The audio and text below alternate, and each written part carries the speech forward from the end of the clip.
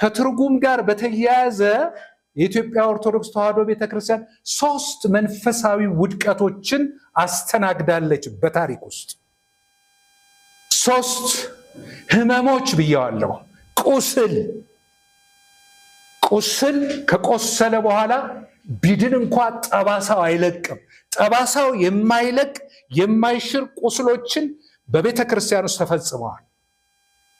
በታሪኳ ውስጥ በ1700 ዓመት የክርስትና ታሪክ ውስጥ ማለት ነው። ይሄ አንደኛው በግብፃውያን ሴራ ምክንያት የደረሰብን የታሪክ ቁስል ነው።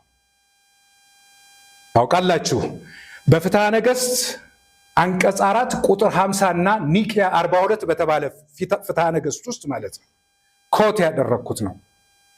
ምንድነው የሚለው? የኢትዮጵያ ሰዎች ከአዋቂዎቻቸው ወገን በራሳቸው ፈቃድ ሊቀ ጳጳሳቸውን ለራሳቸው አይሹሙ። ጳጳሳቸው ከየት መምጣት አለበት?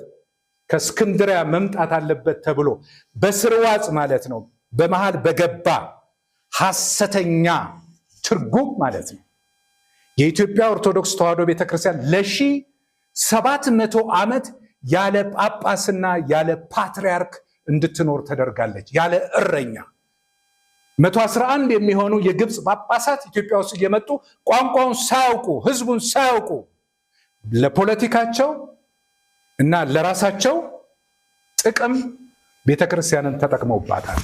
ይሄ የትርጉም ውጤት ነው።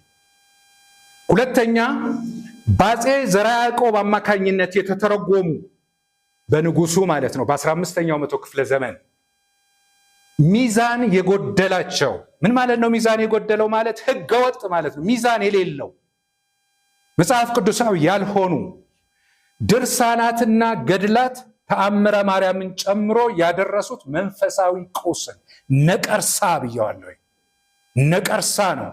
ዛሬ ያን ጊዜ የተተረጎሙ መጽሐፍት ዛሬ እንደ ዋና እስትንፋሰ መለኮት እንደሚባሉ ከመጽሐፍ ቅዱስ እኩል የሚታዩ ህዝባችን ወንጌልን እንዳይሰማ አስረው የያዙ ጸሐፊያቸው እንኳን ማን እንደሆነ የማይታወቁ ህዝባችን ግን ከመጽሐፍ ቅዱስ ይልቅ በእነርሱ ላይ የተመሰረተባቸው ጠባሳ የመጣው የዛሬ 500 ዓመት ነው በትርጉም ምክንያት።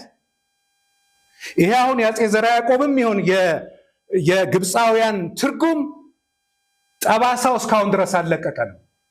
አለ አሻራው፣ ውድቀቱ አለ። ሶስተኛ እና ዛሬ የምንነጋገርበት ጠባሳ ነው፣ ነቀርሳ። ሶስተኛው በዘመናችን ባሉ መንፈሳዊ አባቶቻችን በዘመኑ ባሉ በቅዱስ ሲኖዶስ አማካኝነት የ2000ውን የአማርኛ መጽሐፍ ቅዱስ በመበረዝና በመደለዝ ያደረሱት መንፈሳዊ ቁስል ነው። የጻፉ ሰዎች ግማሾቹ የሉም፣ አሁን ሞተዋል። እኛም እናልፋለን።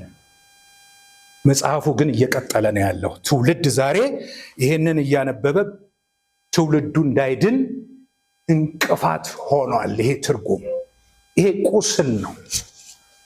ይሄን ያደረጉ ጳጳሳት ዛሬም አሉ። ይሄን ያደረጉ ሊቃውንት ዛሬም አሉ፣ የተወሰኑት ቢሄዱም